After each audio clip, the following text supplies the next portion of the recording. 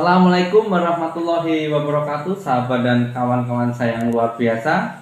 Sebelum saya mulai sharing hari ini, seperti biasa, marilah untuk mengawali hal yang baik, kita sejenak berdoa menurut agama dan keyakinan masing-masing, supaya apa yang kita lakukan, yang kita luangkan hari ini membawa manfaat di waktu yang akan datang. Berdoa, saya persilahkan.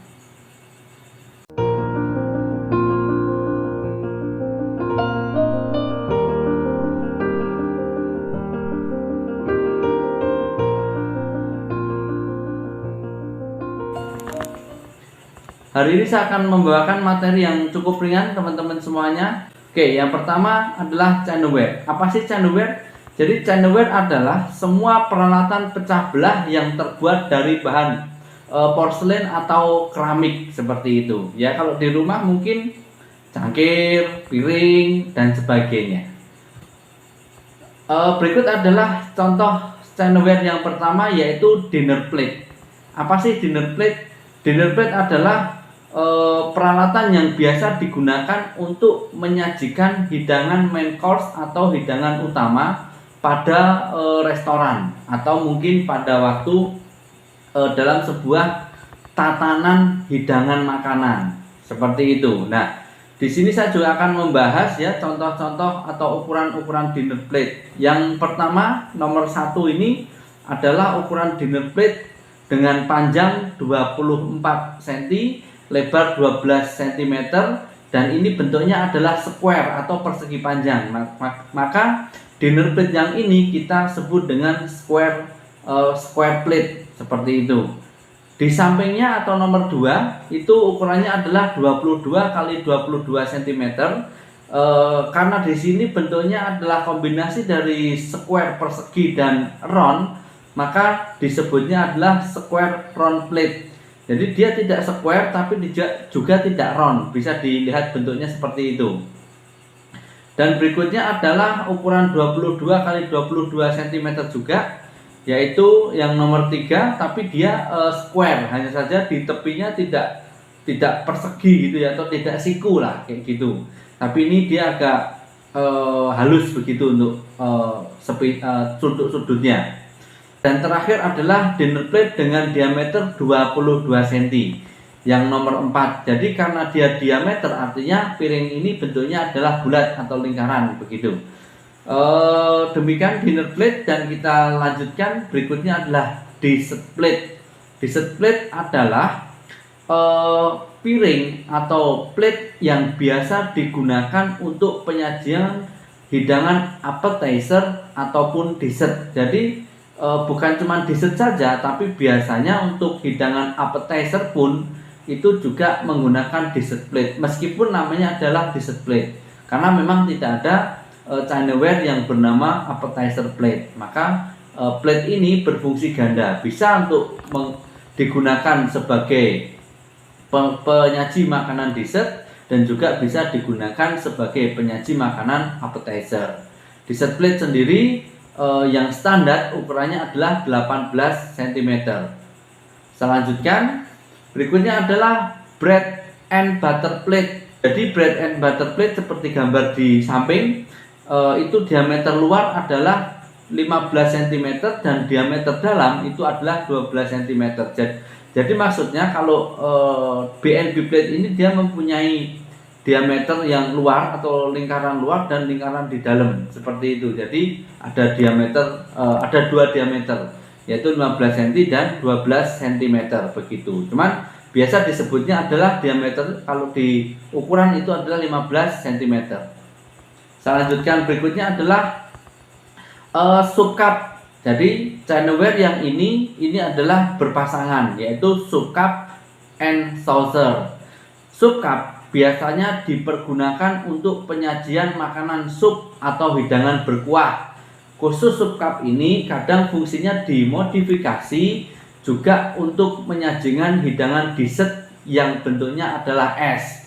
Hanya saja secara fungsional atau secara resmi atau secara standar istilahnya, dia hanya digunakan untuk menyajikan hidangan sup seperti itu. Jadi sub cup bentuknya seperti ini ya, seperti mangkok yang dimana kanan dan kirinya ini ada telinga, dan standar penyajiannya adalah berbarengan dengan saucer, karena saucer berfungsi sebagai tataan supaya apabila tamu mengangkat atau memegang sup cup ini tidak panas begitu atau tidak kepanasan.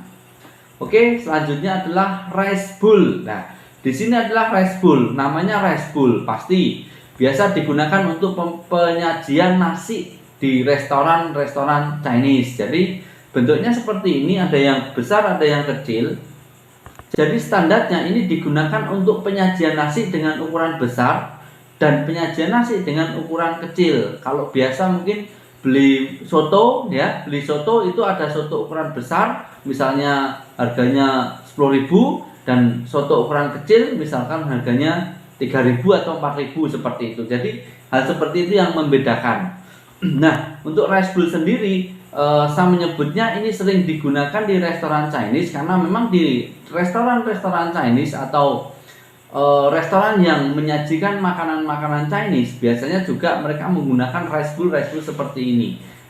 Jadi berbeda dengan restoran-restoran Western yang dia menggunakan peralatan yang bentuknya tidak seperti rice bowl seperti ini. Begitu. Chinaware berikutnya adalah teacup and saucer. Seperti namanya, teacup biasa dipergunakan untuk penyajian tea ataupun kopi pada orderan à la carte di restoran, atau juga kadang dipergunakan untuk penyajian coffee or tea untuk di meeting ataupun mungkin di acara-acara yang tidak hanya ada di restoran. Misalkan juga acara coffee break, misalkan acara evening tea atau afternoon tea dan sebagainya. Begitu. Jadi meskipun namanya teacup ya, nama familiarnya adalah teacup, tapi dia juga bisa dipergunakan untuk penyajian minuman kopi karena biasanya coffee or tea. Jadi itu adalah partneran minuman seperti itu. Chinaware berikutnya adalah demi-tasse cup dan saucer. Nah, demi-tasse cup saucer biasanya digunakan untuk penyajian single espresso ataupun double espresso. Jadi di sini bentuknya yang membedakan dengan teacup tadi adalah dia lebih kecil. Jadi ini ukurannya sekitar 60 ml atau mungkin 2 oz. Berikutnya adalah milk jug.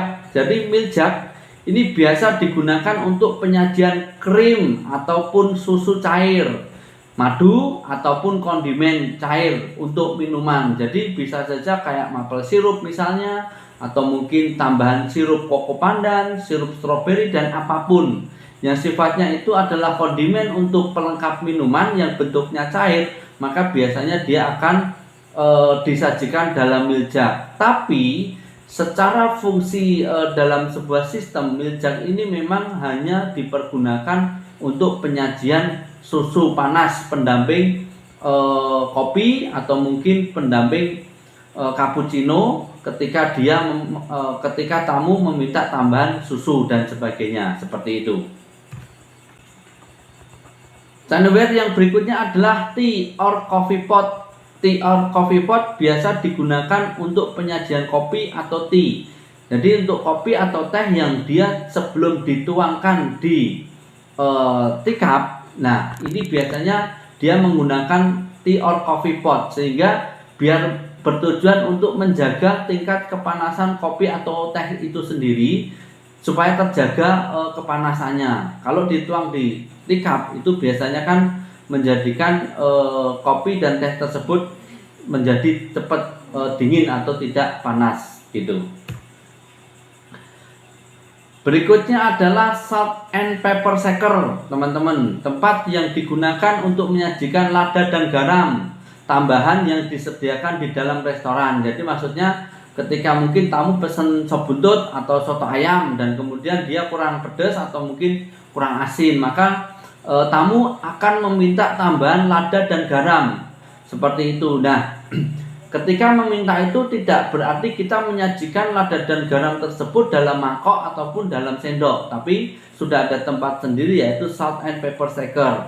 Jadi ciri-ciri salt and pepper shaker di sini sebagai contoh ya, ada lubang 2 dan lubang 3. Maksudnya adalah lubang banyak dan lubang sedikit. Ketika lubang itu sedikit, maka itu biasanya dipergunakan untuk garam.